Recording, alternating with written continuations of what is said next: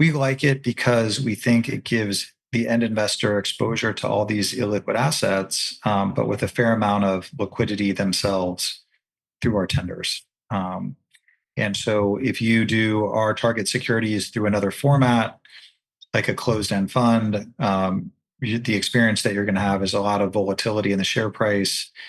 Potentially, it'll trade below book value, which is negative for returns if you buy in the IPO or something.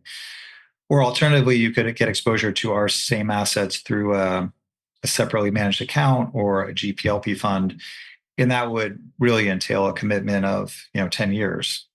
In our structure, really the commitment is just 90 days.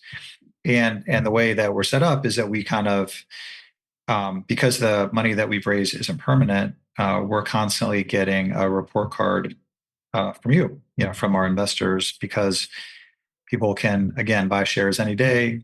If they're not happy with the performance, they can tender.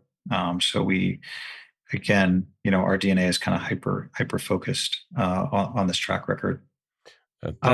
So why don't I hit the three funds and kind of the strategy? So yeah, before you do, Shiloh, before you do that, I just wanted to make one point for listeners so that they understand interval funds, which you kind of describe. Basically, you put a redemption in, and it's usually on a quarterly basis. But correct me if I'm wrong, a lot of these interval funds have one specific day that you can redeem, and then you have to put in your request on that day. If you do it the day before or the day after, then you're going to miss it. If I recall correctly, you actually have a window of time. Is that right? That's right. I think you can put in, check a box or click a box, and that whenever the correct day to tender is, it'll put your order in for the share repurchase. Okay, good. Nice. All right, so go ahead. Please let us, as you were beginning to describe the fund. So we're all ears. Sure.